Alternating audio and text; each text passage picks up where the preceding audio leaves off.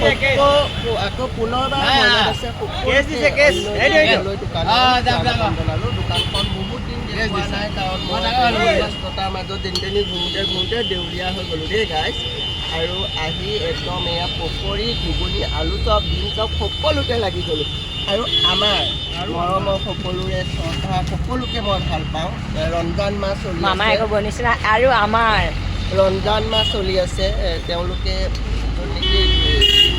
পানী অকণ নোখোৱাকৈ থাকে তেওঁলোক আবেলি টাইমত খাই আমাৰ যি আহিছে তেওঁলোকে আহি ধুনীয়াকৈ খাব পাৰিব তেওঁলোকৰ ব্ৰত ভঙা টাইমত তেনেকুৱাকৈ বনাই আছোঁ গাইজ আৰু এয়া দেখিছেনে ধুনীয়া ধুনীয়া ডিম চব বনাইছোঁ দেই আৰু মৰমৰ মইনা দোকানতো আপোনালোক নাহিবনে আৰু মই ইমান ধুনীয়াকৈ আপোনালোকলৈ বনাই আছোঁ গাইজ আৰু এয়া দেখিছেনে নাই চিকেন পকৰা বনাইছোঁ আৰু লগতে ইয়াত ভেজ পকৰা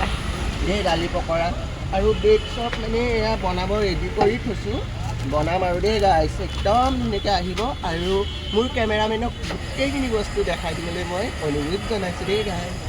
কি অনুৰোধ জনাবনো এয়া বনাই আছে মই দেখাই আছোঁ এফালৰ পৰা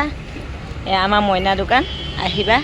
কেতিয়াবা মেডিকেলৰ ওচৰ পালে এয়া গেটখনৰ পৰা বেছি দূৰ নহয় দেই এয়া টুমুকি TMC মেডিকেল কলেজৰ সন্মুখত আহি যাব মৰমৰ মইনা ব্লগ ধৰিব। Thank U.